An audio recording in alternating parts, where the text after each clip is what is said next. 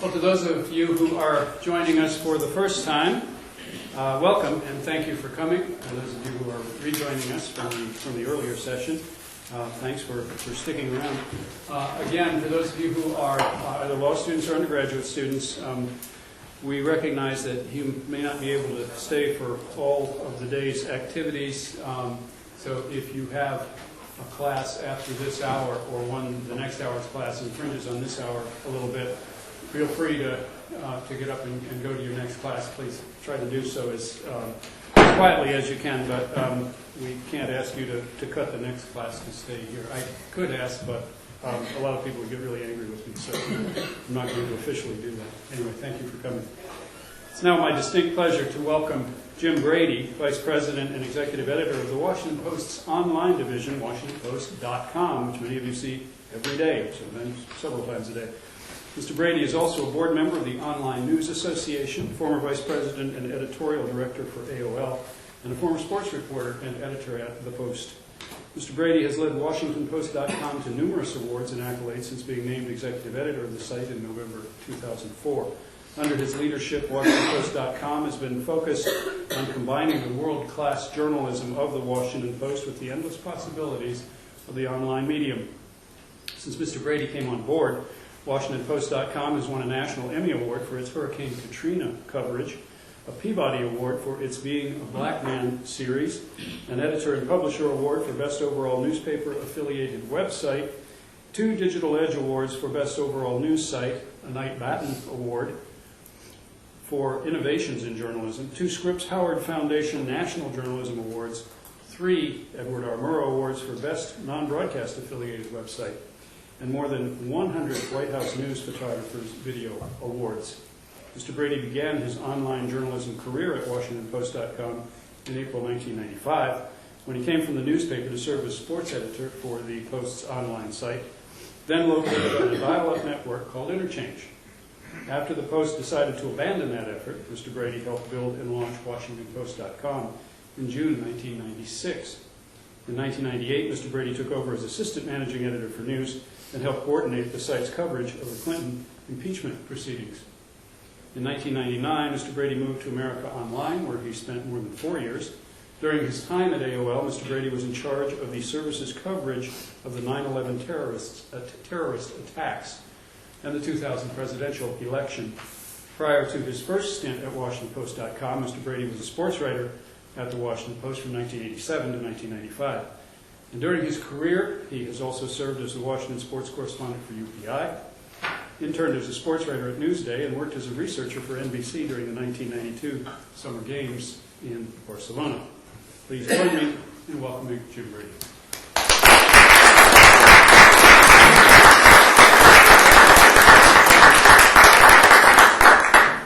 Note to self, get shorter bio. So it's always fun to sit there and listen to people read your biography and realize that's way, way too long. But as you heard, I've been on the web since '95, and when I came to Washington Post, it wasn't even WashingtonPost.com, then it was something called AT&T Interchange, a dial-up proprietary network. Washington Post decided to jump into the dial-up proprietary network bandwagon just as it was basically crashing. So after about 6 months on this thing, we moved to the web. So I've been doing this for 13 years, and one of the great things about working on the web has always been this feeling that you really are making this stuff up as you go in terms of new rules, new ways to deal with the challenges of new technologies, the ways to deal with the fact that readers are now participating very aggressively on our websites. And a lot of the things that we're making up as we go fall in the area of ethics and legal issues. And so I'll talk through some of those. The obvious caveat that, because clearly if I had been a lawyer at any point, it would have been in that massively long bio. I'm not a lawyer. Obviously a working journalist who deals with these issues every day, so I'm probably not going to cite a lot of case precedent, and I'm not going to wow you with my knowledge of the legal world, but I will tell you that it's sort of on the ground level, day-to-day online journalism, one of the things we're dealing with the most right now. They really fall into, we're dealing with things in 6 categories, or 6 different issues, some of them legal, some of them ethical, some of them overlapping. The first one is obviously just speed versus accuracy. That in the world of newspaper journalism, especially the kinds of articles that need to be lawyered the most, investigative enterprise pieces, usually not the timeliest pieces. So you're usually not, you don't have as much of this pressure of trying to get something up quickly and making sure it's been vetted and making sure it's sourced, making sure you've confirmed. On the web, newspapers are now thrown into this world where we're competing with the CNNs, the MSNBCs, and Fox News, and all of these other 24/7 news operations, which has increased the pressure dramatically for us to be competitive, to try to be first, to try to get things up as quickly as possible, which now, of course, jams the amount of time you have to make these calls into a very, very, very short window. So we deal a lot with these right now. I'm dealing with them, we dealt with one just the other day where we had a story that we felt 90% good about, and the reporter, of course, was pushing very aggressively for us to go with the story because it was, there was a couple of graphs we weren't comfortable with. Take them out, we'll go up. But in our mind, the two graphs that we were going to take out undermined the rest of the story, so you couldn't take out that 10% and just publish the story.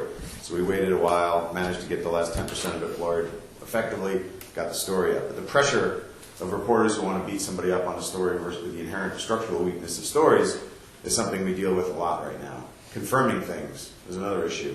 We all have feeds on our sites. If AP reports that Ted Stevens is going to lose Alaska, for example, we call states on our own at the Washington Post. But we have feeds that are just going onto our site saying AP says Ted Stevens wins Alaska. So how are we going to handle that when the Washington Post as an entity has not called Alaska for Ted Stevens? So we have to deal with the fact that information is flowing onto our site all the time that has not been reported out by Post journalists nor confirmed by Post journalists. So we work very aggressively at making sure that when we do that, the source of that information is clear on the homepage, if we use a story like that on the homepage, which we often don't. So the speed versus accuracy thing is something we kind of a daily struggle. And the one that's most traditionally journalistic. The second one we deal with a lot is transparency and openness, which is not, this one is more ethical than legal.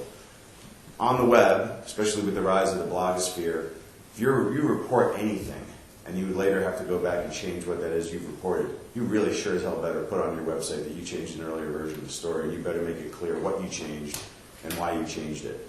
This is an old, the blogosphere is very good at finding a case where they think you're trying to scrub history. You put something up in one of your stories, 2 hours later you realize you really need to clarify it, change it, correct it. Back in the early days of the website, people thought, God, the web is great. We can just change it. Just change it, and no one will ever know we had the wrong thing up. Well, that's changed a lot in the last 5 or 6 years with the blogosphere. There's a lot of ways it's changed. First of all, Google caches things anyway. So if you have a bad version of a story up, it's probably going to be, someone will find it anyway.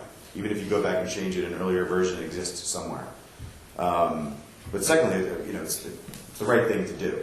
And the rise of the blogosphere, I think, for all the negativity that's come out of that from a lot of people in mainstream media, it's another check on our ability to be open and to be transparent. So we now have a very aggressive correction policy, which is everything we, even if we make, other than changing juxtaposed letters or something that's just literally a typo, everything has to get a clarification or correction at the top of any story. So if you ever go to WashingtonPost.com, if the story has been corrected or clarified, at the top of the article, not the bottom, but at the top is a clarification that explains that we changed an earlier version, and depending on how complicated the change was, we'll then list out why we made the changes. Part of it, and some of this stemmed from, we had an incident 3 years ago, maybe it was 4 years ago now, with our ombudsman, Deborah Howell, wrote a column about Jack Abramoff, where she stated in this ombudsman's column that he had received money from both Democrats. He had donated money to both Republicans and Democrats. The left-wing blogosphere was not too keen on this particular assertion because in actuality, from a professional standpoint, Abramoff had given to both parties, but from a personal standpoint, he had given only to Republicans. And the assertion was Deborah was trying to make something into a bipartisan scandal that was a Republican scandal. And there was long conversations about how to address the fact that she was being attacked in the blogosphere for a Sunday ombudsman's column. So Wednesday, we agreed that she would write something that would clarify the issue. But she didn't really want to say that I got this wrong. She sort of said, if you thought that I meant this was a bipartisan scandal, you probably read the original column wrong. I didn't mean it. It was an apology that didn't work, and it actually just inflamed things even more. And led to essentially the next 24 hours getting about 2,500 comments. Basically, most of probably the 6 or 7 biggest left-wing blogs got together and said, everybody go to WashingtonPost.com, go to this one blog, and post a comment saying your ombudsman is a Nazi or she's the worst person ever put on the face of the earth. So we spent the next 3 days trying to deal with this unbelievable wave of vitriol that was hitting our website. Eventually had to close down the blog where all this was happening for a couple of days until we got some security measures in place and we were able to staff up a little bit to handle the message board area. This was a classic example of if we had just said right from the start, the original column was wrong, I stated something that was factually incorrect, this is what actually happened, we would have avoided that problem. And lessons like that we've learned over the years have just always taught us that be clear that you screwed something up and the fire is much smaller than if you try to dissemble. So this is one. So that's why you'll see our correction policy is very aggressive, and we try to do everything we can to make sure small fires don't erupt. Third one, to me, is the most fascinating of all of them in some ways. It's data and it's information, and it's what does data mean when you what is data, even if it's public? How does it change if you assemble it in a certain way on a website? And this comes in the I work with ASNE, American Society of News Editors, as part of an ONA board member on a public records project we're working on now, where we're trying to digitize as many public records as possible. And the people from ASNE I work with use this term practical obscurity. There's a lot of public information. There's many things on the web that are in fact public information, but they're very, very hard to actually find. You have to go to a courthouse, or you have to go someplace to track this information down. If we take all of that information and we database it in a way that makes it unbelievably easy to access, have we changed the form of that in a way that really is, from a legal perspective or even an ethical perspective, problematic? And I'll give you two examples. One, a couple of years ago, the Lansing State Journal in Michigan decided to publish the salaries of all state employees. Public information, nothing in there that you couldn't find if you really went to dig for it. But they assembled it in an easy-to-search database, so if you're sitting at your cubicle in Lansing somewhere and you wonder if the schmuck next to you actually makes more money than you do, you could actually find it really easily. And this, of course, caused a huge firestorm, and people were absolutely outraged that they would actually do this. And I'll just read I was looking at it this morning, and a letter that was written in protest basically summarizes this point. It said, laws and precedents of its courts have long held that the information we published, state, employee name, department, salary, should be open to inspection by any member of the public. Anyone can request that information in a FOIA or for the judicial branch.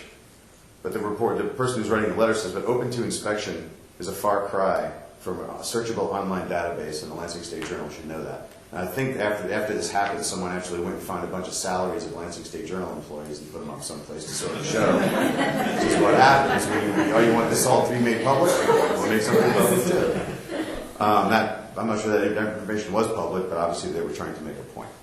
And another example, and this is sort of a Google issue, and this is sort of one of the more interesting ethical challenges we had faced at our time. It's not a major issue, but it sort of shows to me as it's just something where we really struggle with what to do, and I won't even tell you what we did. I'll let you get your opinion. We got a call from a guy who said, "You guys are screwing up my life because of Google, because of something you wrote in 1998." This was a gentleman who had been arrested for a crime, a relatively unpleasant crime that was thrown out of court. The charges were thrown out 3 weeks later.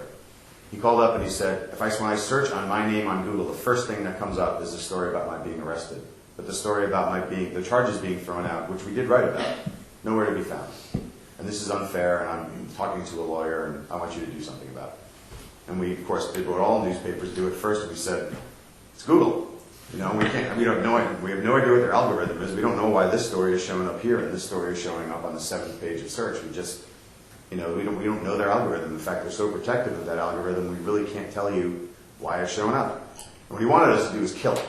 And just say, get rid of the story. Just kill it off your servers, and that'll solve the problem. And our policy is we never kill anything off that was in the newspaper. That was a story that was written in the newspaper, and we're not going to take it down off the website. You were arrested. Yes, you were also indeed, the charges were indeed thrown out later, and we don't know why that's not showing up. 2 weeks later, our marketing VP comes up, who knew a lot about search engine optimization, and said, I think I know why it's showing up first. Because back in 1998, before we had a dynamic website, the URLs of all of our stories were basically the slugs that the newspaper had chosen to write the story. And he said, I think the reason this one's showing up all the way at the top is because his name is in the URL of this story. So it was, guy's name 18 was his first story, and acquittal 3 was the second story. And he said, I think if we actually republish the story with the guy's name not in the URL, it would drop way, way down in Google. And so we had this essentially like a 90-minute debate about whether that was okay or not. Intentionally deflating the importance of a story to try to make somebody's public profile, look more balanced. So we spent 90 minutes talking about it. So how many people here would have republished a story with a different URL to balance it out?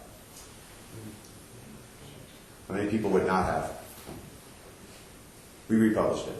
The thinking being, the fact that the guy's name was in the URL is because a copy editor or assignment editor at the newspaper who had no concept of how that slug would ever be used in a digital world just chose the guy's name as the slug versus 2 weeks later another assignment editor decided to call it a twiddle to. Didn't seem like a good enough reason to us to have the guy's reputation, for the most part, not look so good if you put his name into Google. This was someone who had a business and was trying to... The second link was the guy's business. So think about how that looks in Google. You put the guy's name in Google, and the first thing is he's arrested for a relatively bad crime, and the second one is I'd love to do business with him. We could understand his anger. And so we did republish it in that case because we felt like the reason that it was appearing at the top was completely incidental and not really due to any a lot of other people weren't linking to the story. All the things that make things rise in Google, none of them seemed to work except for the fact the guy's name was in the URL. So we published it as arrest 18, and it dropped basically down to the same page in Google that the other story was at, which we thought was a sort of fair, balanced representation of this guy's life. But that, we deal with this in databases all the time. We put up our own federal workers searchable database about 5 years ago and took it down relatively quickly after a pretty big outcry in Washington for the same reason. So we deal with that a lot too, which is just because something is public, if you assemble it in an easily digestible way, do you have to really, how much do you have to weigh the consequences legally and ethically of making information like that available to anybody via a very, very basic search? Fourth thing we deal with a lot, what you were talking about before, is user-generated content. User-generated content has been an absolutely key driver of increasing traffic and loyalty to WashingtonPost.com. It's been something we've been pushing very aggressively the last 5 years. That with so many great sites on the web, one of the ways you can keep people on your site is to have them engage with other people and build relationships and build affinities between groups of whether they're Redskins fans or federal workers or local musicians, whatever it is. So we've been very, very aggressive at trying to build those types of communities. But when you try to build those types of communities in an emerging world like this, you deal with a lot of problems. And the problems generally we have dealt with, and just for a policy standpoint, we don't moderate comments before they're published. We don't do that for two reasons. Everybody thinks the reason is largely just legal. The general philosophy, which I think you were talking about when I came in before, is our lawyer's attitude is basically publish, and then if we get alerted to a problem, then we just have to act quickly to remove it. So legal is one reason we let people publish first. But more importantly, for me at least, is when you have people on your website who want to talk to each other, that conversation needs to happen relatively quickly. And if you're telling people you're going to, sure, write a comment here, and when our people get around to looking at it in 2.5 hours, we'll put it up. You're losing that person. That person wants to stick around now, and they want to engage in the conversation. They want to see how their comment or their thought is reacted to by other readers. So we feel like it slows the process down in a way that's not helpful for the site. So we post-moderate, and we have profanity filters, but as anybody who reads comment areas on any website knows, people are very, very clever about getting around profanity filters with a creative use of asterisks and a variety of other means. But we have something like 1,500 words in our profanity database. If you ever want a funny read, you should just read the list. Gets sent out about every 6 months. Here are all the names that are in our block list, and it's just like, I can't believe I'm reading this. But I don't even know what some of these are. So we have been, probably of all the really aggressive things the website's launched over the last 5 years, the one that has been the most problematic in dealing with the paper has been comments on articles, because reporters don't necessarily like, and nor should they be, like being called all sorts of names on their own website. So we've gotten more aggressive. We have more people monitoring comments now. But where we run into the issues generally fall into 4 general areas. It's hate speech, some of which is covered by the profanity filter, but not a lot. But our monitors who monitor comments, we don't. When I say we post moderate, by the way, it doesn't mean we don't have people looking at articles all day long trying to find stuff to take down.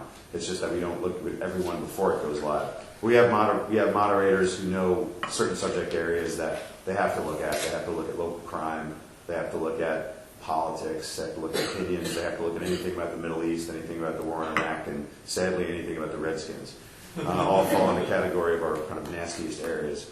So we do have people looking in certain areas and looking at stories that are linked off the homepage because it's more likely to be more comments and thus more trouble. But hate speech is one that we clearly deal with, and profanity is the second. The third one is use of fake names. This is, if somebody goes on a message board and posts something saying, I'm the worst president in the history of the United States, signed George W. Bush, you kind of know that's a joke. We still take it down because you can't use fake names, but there's no real threat that anybody's going to think the president is hanging around our site posting comments on articles. But we have had people posting under the names of Jerry Connolly, who's a Fairfax County supervisor. We've had people posting under the names of prominent lawyers in the city, stating their opinions on certain things, or politicians in the city.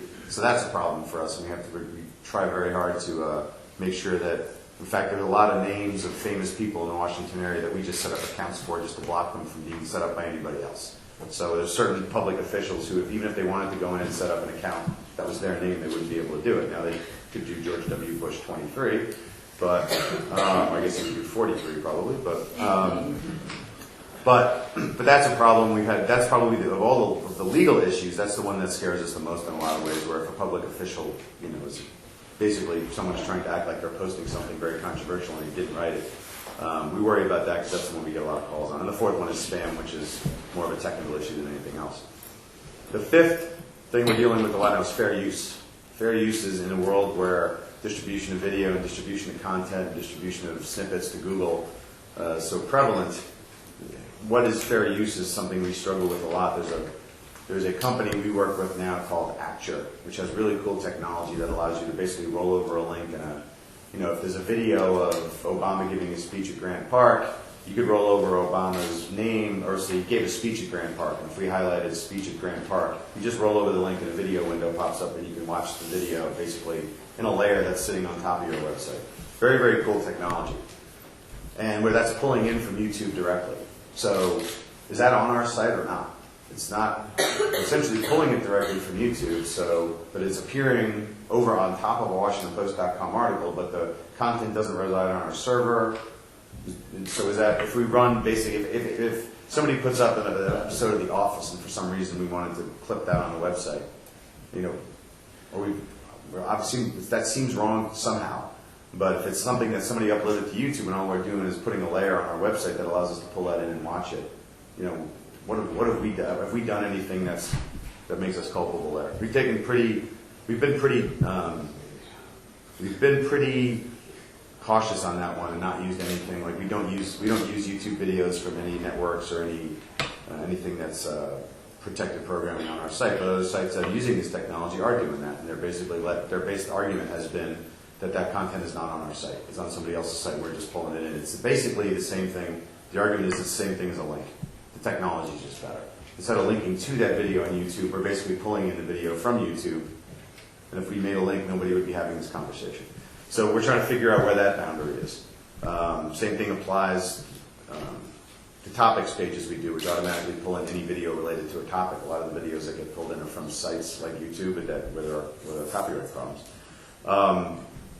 So we struggle with that a fair amount. The other one is embedding. If you look at a lot of video players now, you can actually embed video in your site. So we can go to the New York Times or any site. If they have embed code, we can take that on our site.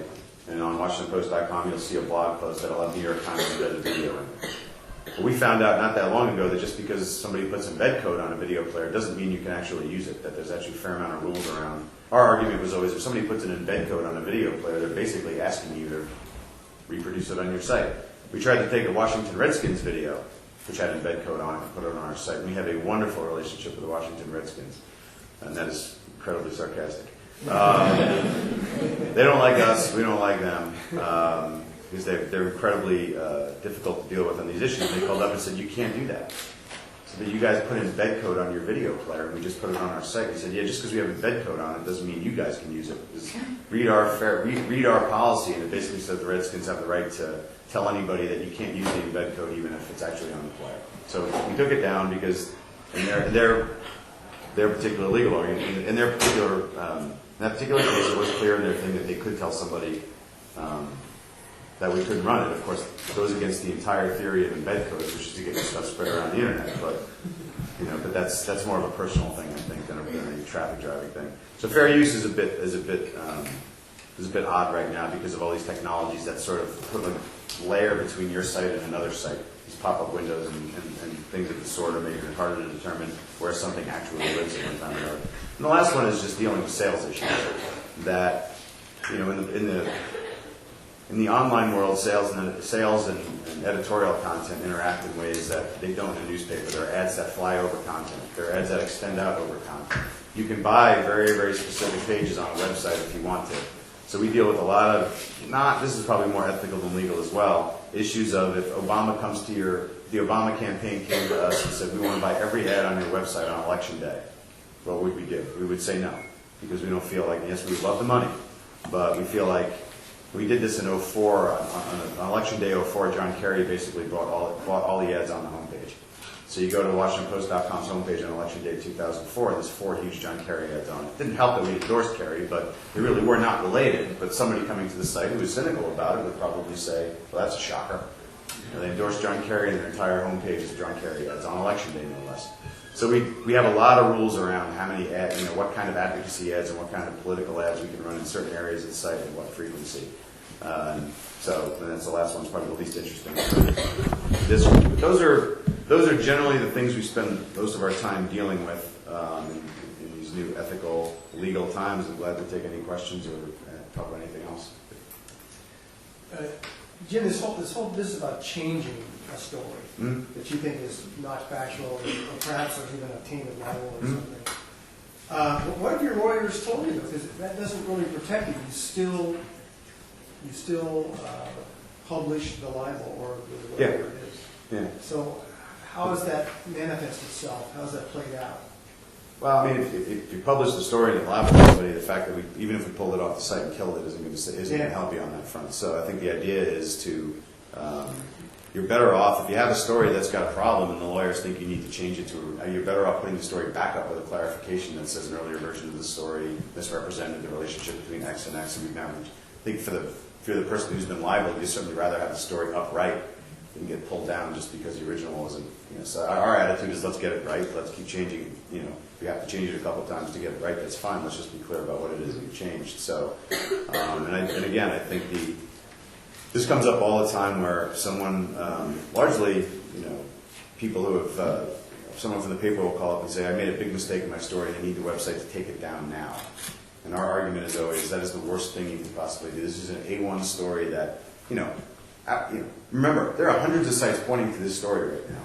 I mean, everyone is linking to this story. If you take the story down, those links are now dead. And the minute somebody clicks on a story about, whether it's a national security story, you click on that link from Drudge, and you click on that thing from Google about a huge national security story, and you get a not found page, like that's an immediate red flag that something is awry, that you have taken the story down. And the minute the story is down, that's when the conspiracy theories start. And, the cover-up is always worse than the crime, right? And so if you just fix the story, and there have been times where we have had problems with stories that required hours of sort of rewriting the story, and in cases like that, at least once or twice, we've put something up that has said, a new version of this story will be coming shortly to clarify certain areas, just so we were even saying, there's something coming, it's not ready yet. But the pulling it down completely is something that we have done almost extremely rarely, and not in the last couple of years at all. We just feel like it's, again, brush fires, it's what turns a brush fire into an inferno if you take the story down. And because the conspiracy theory is always, the Bush administration must have called or something and told them to take it down. And often it's just like, we have the 13th graph, there's a assertion of criminality that maybe we need to be a little clearer about.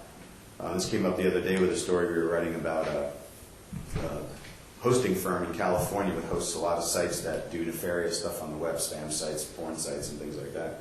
And the original story we put up basically said, the company that was shut down by its ISPs, basically, so this hosting service went offline, basically.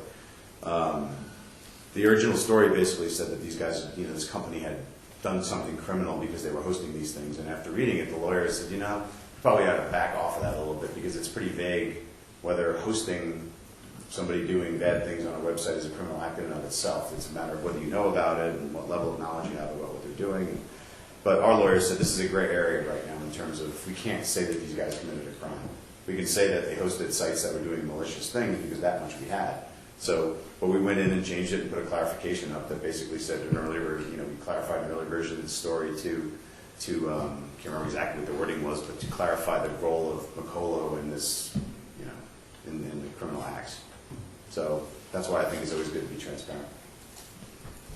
Jim, I confess I wasn't following too well, I guess, that when you were talking about user-generated content, it sounded to me as if you were saying that you do nothing with postings before they go up, but then I heard some qualifiers. I didn't know whether you meant that after they go up, when you're monitoring them, then this is what you filter them for, or whether there is any initial filtering at all. And if you could, sort of expand your answer. I mean, the answer about post.com, but also you're active in the Online News Association. I know this is an active association. Any comments that you could make about what the conversation is within the Online News Association? Sure. To clarify is that we do something technical before they go up. We run through a profanity filter, so if you put certain words in there, the post just won't go up. In fact, even better than that, this is one of the best little sneaky features that the website has. We work with a company called Pluck that built our community area. They actually have this thing called a bozo filter, which is a great name just to itself. But it basically says if you use one of these 200 words and you try to post, it'll look like it posted to you. So and you will see it on your own browser as if it was up live, but nobody else will see it. So it basically prevents people from just keep trying to post until they can figure out how to get around the filter. They actually think it's live and they wonder why nobody's responding to their witty comments. It's literally nobody else sees it. So that's been very helpful. But we do put that filter against it at first. We just don't have a human being reading a comment before it goes live. We basically will block posts that have certain words in it. And we can block people, too. We can block IP addresses. But blocking IP addresses gets tricky because you think you're shutting down the one guy and one guy who's posting nasty comments, and you realize you just shut down the entire Treasury Department or something. Connection because the IP address can be a little hard to nail down and can cover up an awful lot of people. So, but we can block certain people. You have to be registered on the website to post anything anyway, blogs or comments on articles, and that helps a fair amount. Because I think people who are so conspiratorial who post some of the really wild stuff are the ones who don't want to give you their name and information, so it actually kind of works in that way as well. An interesting thing that, well, let me finish that part first. So after it all goes up, we do have people who look at hotspots where we know there's going to be problems. So we don't just wait for the readers to flag things. We do look on our own. But every comment post in blogs and in articles, there is a link that says report abuse. So any reader can flag something and say this post is a problem. It's hate speech, it's off topic, it's spam, whatever it is. And then we have people who monitor that queue all day long. Are the readers pretty active? Yeah. Oh, yeah. What's a hotspot, Jim? Like define a hotspot is like the Iraq War. It's a subject area where we know there's always trouble. Like the food section, we don't have a whole lot of patrolling. We don't find that there's a lot of hate speech, and we're talking about cucumbers. So we stick to those areas I mentioned before, where you just know there's going to be trouble. Especially in like the Redskins this week. They play the Cowboys this week, so it's a really fun week for the Redskins area when they play the Cowboys. So what we've also interesting thing, which we have found is we just started working with this company it's called Seismic out on the West Coast, and they do video comments. And it allows anybody with a webcam to basically comment on something and upload the video directly to the site. So we experimented with it 2 or 3 times, and we've probably gotten about 300 video comments now. We've removed one that was inappropriate. And we're hoping that as things move forward, the people who post video comments are going to be of a higher quality, because there is something about your face being on the web that is going to probably prevent a lot of people from saying the things they say when they're just an anonymous person writing nasty stuff. And so we've been really, very happy so far at seeing how good the comments have been when people have had to put their face in there. And I do think one of the things I personally believe is that in the next 5 years, identity management on the web is going to become a pretty big topic. You already see this open ID and a lot of things going on the web where people, it will be easier to confirm that somebody is who they say they are on the web. Right now, I go to a lot of conferences and people will say, why don't you just make people use their real names? Which is a wonderful ideal, but I have no way of knowing if that's somebody's real name or not when you put it up there. I mean, you can check it against an email address, you can check it against a credit card number, but you don't necessarily know that the person who's put their name in that's actually their name. So, but there is a lot of development going on in that area to eventually have people be able to say, like, I can verify that I am who I say I am. And that's where I kind of hope we go, because anonymity is really the problem for us on the web. It's, we have a lot of problems with anonymity, and people, the 95% of the people who cause the trouble on WashingtonPost.com's comments area are using a non-name username. It's some George Bush is a Nazi 2011 or whatever it is, or we get a lot of those. And but then you hardly ever get one from people using a name that might be a real name.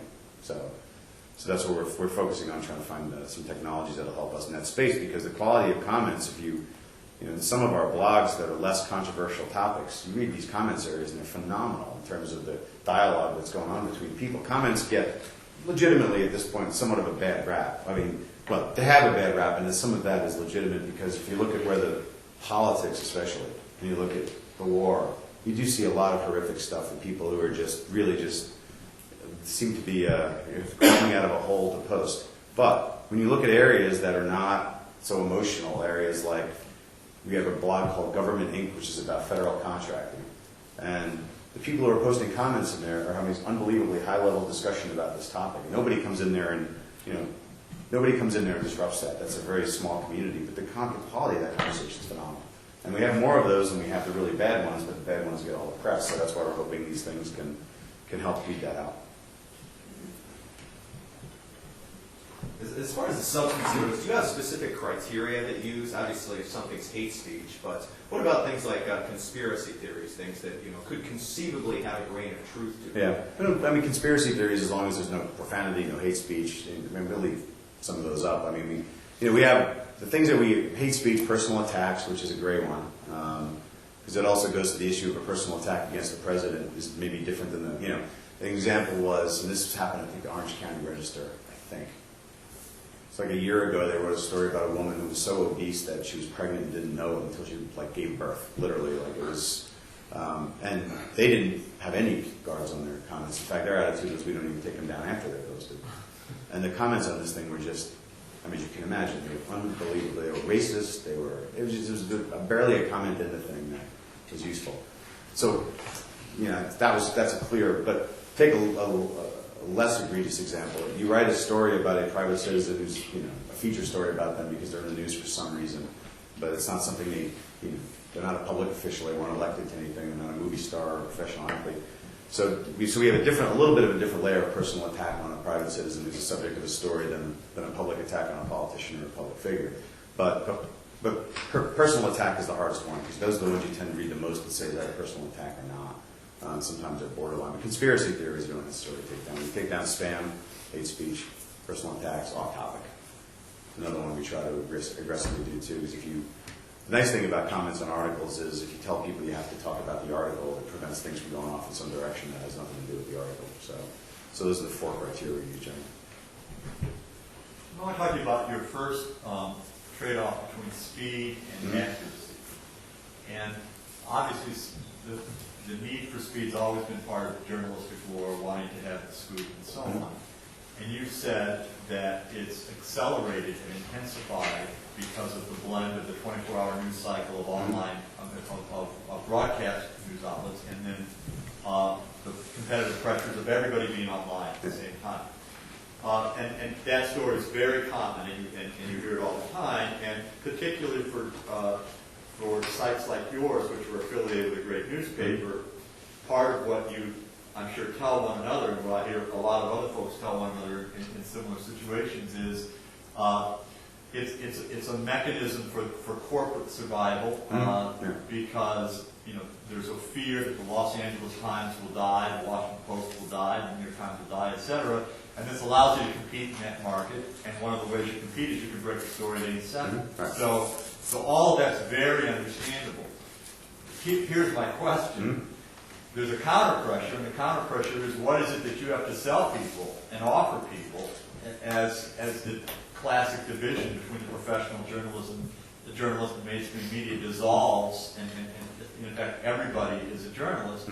And it strikes me that that's accuracy and authenticity and sourcing and legitimacy and so on. And if you go too far down the speed road, you lose arguably your biggest asset, which is that you are a reliable site. And then the last little piece of it, on that level, to me, a consumer of news, it would matter to me if you were 2 days behind the Wall Street Journal or CNN. It doesn't matter a bit to me if you're 6 or 7 or 8 or 9 hours, or maybe even a day sometimes. That's inside baseball to you all. You care a lot about that, and you start to get broken first on, well, most of the rest of us could care less. Got it first exactly. But we probably care a lot on the nuances of, whether there are openly sourced people, it's anonymously sourced, the story's nailed down or not nailed down, etc. And that's where your reputation matters to the consumers. Yeah. No, I agree. And I don't think I think we've been pretty.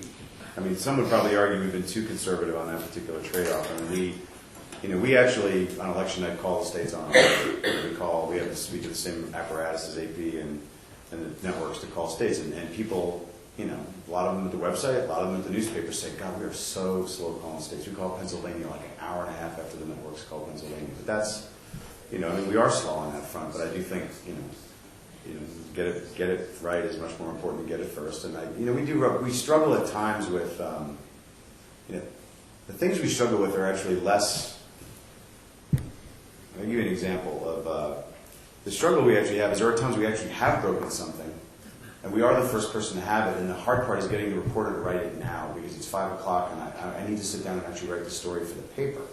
So I can't give you a full story now, and it's like we don't want a full story now. You've broken something, give us 4 graphs to slap it up on the website. As long as you're comfortable with it, we'll put it up on the website. So the website pushes for speed a little bit more. Clearly the paper does, but I think we've had a pretty good balance. But that's actually been the challenge. Is like you actually have something, and why wouldn't you want to put that up immediately? Why wait? Because I don't have time to write a fully fleshed out 24-inch story. We don't need that. We need 5 graphs that say this is what the story is, and we'll be glad to sub it out with your 24-inch version when it hits the paper later.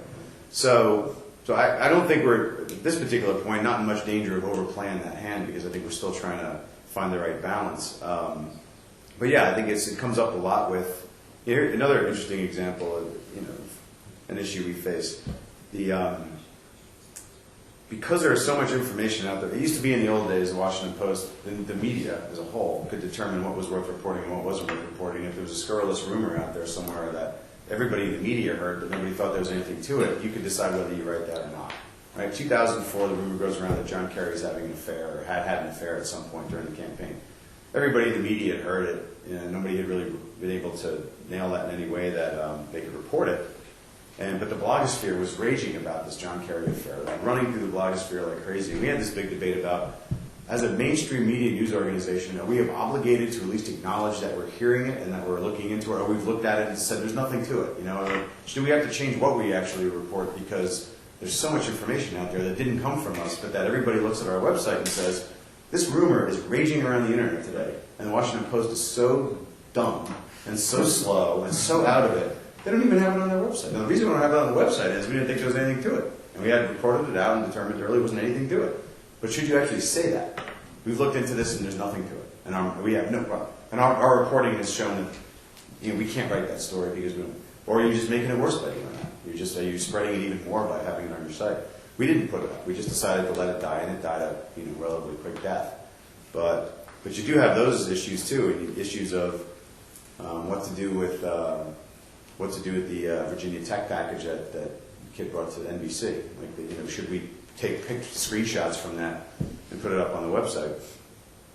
Which is a slightly different ethical challenge, but and that was a case where that was NBC's property, and we basically were just putting it up because we thought it was fair use and it was a new story. But so there's an awful lot of these ethical issues we still struggle with about what is the changing role of media in the world today, and do we have to rethink what we report and how we communicate it to the readers. But going back to the original question, I think right now we're still in pretty safe ground on this. I think one thing we're doing, though, because we're so interested in making sure we plant the flag of the Washington Post if we break something is, and most big sites do this now, is they have a PR operation, at the website that the minute we post something up that says, Washington Post is reporting that, Obama is going to name X person as cabinet secretary. We send that to every political blog that we possibly can so that somebody will put that up on the website and we can claim we had it first.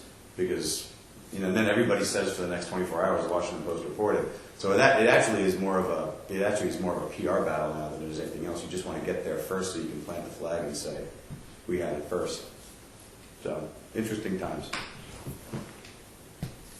Back in this business of the YouTube example that you gave, it's suddenly YouTube videos popping up atop of a story. So, and this was actually a bit of an issue in the moot court question before you came. this business of being a passive acceptance of other people's stuff. Has this ever caused you a problem? No, we've been very conservative, which is probably why. But there's a lot of issues with this particular application. And if you go to apture.com, you can look at how it works. It's hard to explain, but the other problem is if we pull in a video from the New York Times into that, we run advertising against it. It's their content we're running advertising against. And this little window that pops up does have advertising in it, or can have advertising in it. It doesn't always. For us, our lawyers have basically said if somebody did that to us, we would go after them. So we're not going to do it with anybody else, which is, I can accept that as a good logic. So when we pull in any content from anybody that's not from the Post, we just block advertising. But we still have to figure that out. I mean, I went to Pointer 3 years ago with 15 other people who've been doing this for a long time, and the goal is to spend 3 days and come out with a guideline for online ethics. And it was 3 of the most painful days of my life, and I'm sure the other 15 people who went, because you're getting into these long debates about issues like, what does a link mean? Is a link just a connection to other content? Is it an endorsement of the content that's behind that link? Like, what does a link actually mean to the reader? What is the relationship to the Washington Post and what they're linking to? Is it just information, or is it like you should go look at this? And basically where we came out was, so many of these things are so open for interpretation that for Pointer or the Online News Association, for that matter, to put out like, here's a code of ethics for online journalism, there's so much gray area still. There's codes of ethics. The Washington Post has a different code of ethics than the New York Times and has the Wall Street Journal and the USA Today. And so I don't think I doubt there will ever be like one code of ethics for online journalism. There's certain journalism ethics that are sort of paramount and they don't change under any platform. But a lot of these things we're talking about today, fair use and use of databases, everyone's right now just making their own calls on those because they're very open for interpretation. So in that particular case, we've chosen to be conservative. In the case of UGC, user-generated content, we've been aggressive. So I think everybody just kind of has to decide whether they want to put themselves on that sort of range of options. Have you guys been sued since you've been there? Oh, sure. User-generated content stuff? Not user-generated content. We've been sued a couple times over data. People want their home sales taken out of the database. And we will do that if there's a sort of documents are provided to us that show a physical threat. If it's someone who's got, who's being stalked, and they don't want that information out there. So if there's some sort of proof of physical harm, we will remove something from the home sales database, but somebody calls up and says they just don't want it in there. What about libel? I don't think so. I don't think so. Paper has. Obviously, yeah. they're producing, 80% of the original journalism that the combined entities produce, but no, we've not been. We've been threatened, of course, and often that will lead to a clarification and correction. But we've been we've done pretty well in terms of avoiding major issues. The only major lawsuit that we've been involved in is I may get some of the details wrong, but it was a diplomat who we wrote something about he did not like, and he sued us in international court because the story was available in Canada. And he said he didn't sue us in the U.S. court, he sued us in, I think it was a Canadian court, because we had, I can't remember what it was, but there was an allegation of something we wrote about him. And because the laws are different, obviously, in Canada, the libel laws that came after us from Canada, and there was a big case about whether the fact that a website's available all over the world, does that change where you can be sued and the venue can be? And we ended up winning that one. But that's the only really major litigation I think the Post.com's been involved in the last couple of years. So we've been pretty, I don't know what you want to call it, lucky.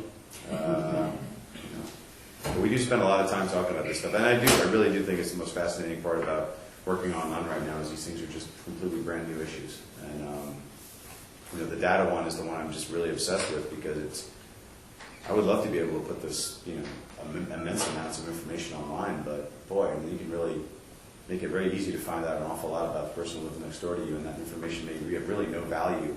And one of the debates that people have these days are, you can put all that data up, but just don't let it be searchable. If somebody wants to tunnel into it and find one name somewhere, that's fine, but don't make it easy to search the entire database. I'm not sure how much that helps somebody who's really determined and still get everything they want to get, but we're debating those issues now as we do new databases about how much flexibility do you want to give for people to be able to basically pull the entire database in when that may not be appropriate. So the privacy, you're saying, it's really Yeah. a privacy issue. Yeah, I mean, the public records thing I'm doing, the ONA and ASNE are doing together, it's, we want to put public records online. Well, public records, that's a pretty broad category. I mean, but our attitude is the kinds of public records you want to have online, like bridge inspections and restaurant inspections and things that are sort of useful to the broader population, but I'm not talking about putting people's divorce records online. I don't think anybody would think that's the right thing to do. Having been divorced once, I would agree. But I think where you draw the line in public records is something we're debating a lot too, because a lot of that is useful to as I said, the wider population. A lot of it is just nobody's business, really, even if it's technically a public document. In terms of search engine optimization, has WashingtonPost.com done anything to make it when you search for Barack Obama, that your story pops up first before the New York Times? Does that seem like a way to get more users to click on that link versus getting the story first? Yeah, we have a team of 4 that works on search engine optimization. And they basically, we have all sorts of tactics we use to try to get higher on Google. But everybody does, and Google, once everybody figures it out, then Google just goes and changes the algorithm and won't tell you how to change it. So you got to spend the next 6 months trying to figure out why your stuff just dropped 4 pages in Google. But one of the things we do is we have what's called a web headline. There's a headline, if you look at, take a typical style section story, huge photo on the front page, 5-column photo with a headline that just is like a life interrupted. Great in print because you see who the person is, you see the big picture, and the headline makes sense. And you got a subhead. On the web, as far as Google is concerned, they have no idea what that story is about. No clue. Who it's about, what it's about. If the story is about a local museum, if it's about the Thievery Corporation, which is a band in D.C., the editors of the newspaper will actually write a headline that'll say Thievery Corporation hits it big or something. You put as many sort of pronouns in there as you can, so put a location, a place, a band name, whatever it is. And then we put that at the top of the page, so Google actually sees that headline first. It doesn't see the post headline first because the post headline is essentially useless to Google. So we have probably 10 or 12 tactics like that we try to get stuff higher in. But the key is getting a lot of people to link to your stuff. And that's really, it's a link economy at Google. And so we got our presidential profile pages up first. I think we were the first big site to get a list of everybody who's running and links to, all their financial histories and voting records in Congress, if it was Congress. And because we got them up first, people started pointing to them early. So if you searched on presidential candidates, for the most of the last 2 years, we were the first or second thing that came up, which meant those presidential pages went from getting what might have been 5,000 page views a day to getting 75,000 page views a day. So we have a lot of people working on SEO because it's huge. Anybody who's not spending a lot of resources trying to get higher in Google is crazy, because Google drives an unbelievable amount of traffic to every news website. And if you're, and of course they will never tell you how they do it, which is what makes us all crazy. But it's fair; they don't tell anybody. So, Jim, of the 6 issues that you outlined, which one or ones do you spend the most time each day on? Most time each day on is probably UGC. Sure, for first, that's clearly the one I spend the most on. I think the second one's probably sales issues. To be honest, every advertiser wants something special. That's the joke now at our place. Nobody ever wants a standard advertisement anymore. It's got to fly over something, or it's got to expand out over something, or it's. So we actually, this is talk about differences between the print and the website. We actually meet with sales every day at 4 o'clock. I meet with the VP of sales, and we go over any intrusive ads. We go over any advertisers that want to buy on the site or on our competitive list. We review any advocacy, any political ads, and things like that. So, a lot of issues come up with that. Sales often wants to use, for example, can you guys make a fake homepage that an ad can be? They wanted to do one a couple weeks ago, which was WashingtonPost.com. It was a beer, I don't remember which beer company it was, but the homepage would come up and it would fill up from the bottom with beer. And they said, well, I said, my rule. My rule is you can't use Washington Post journalism as a prop in an ad, and that's something we all agreed on. That we're not going to be. He said, well, don't worry, it's not real WashingtonPost.com. It's just a fake homepage. I'm like, that's not better. It's not an improvement. That would be a fake WashingtonPost.com homepage filling up with beer. So we have to have discussions about things like that. So sales is probably the one I spend the second most time on. It's a good ad. It's effective ad. I would love to see it on the New York Times. Please join me in thanking Jim for his past